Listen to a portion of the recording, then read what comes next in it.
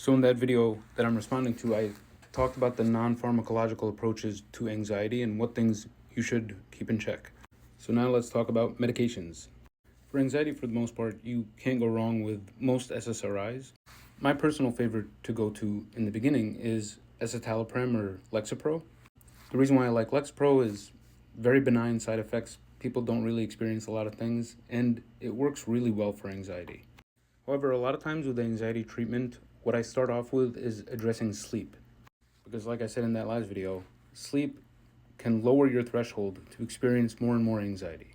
So typically I actually like to start off with something like trazodone or mirtazapine, which are non-habit forming sleep medications or atypical antidepressants that help with anxiety, though I don't think they're FDA approved for anxiety. But I found that once sleep is regulated, anxiety also does better. And that serotonin in the brain increasing definitely helps out with anxiety. Buspar is also fantastic for anxiety, though I will say a lot of people don't respond well to Buspar. Not they have side effects, they just don't feel anything at all, because Buspar really should be taken to higher and higher doses. And for those of you who have ADHD and anxiety, one really cool medication is Strattera, also known as atomoxetine.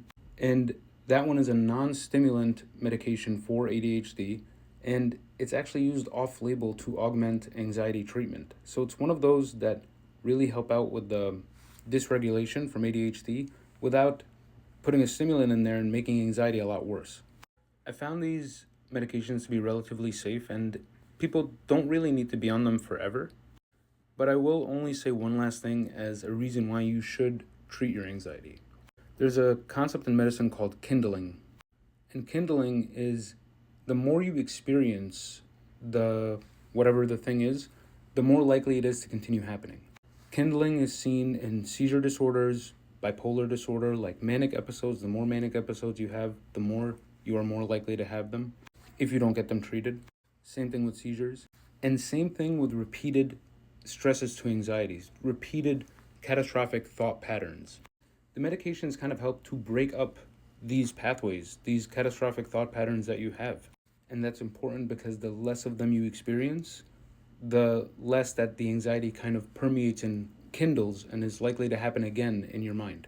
Good luck out there. Treatment is not scary. Most of these medications are fairly benign, but talk to your doctor about it. Let me know if you have more questions below.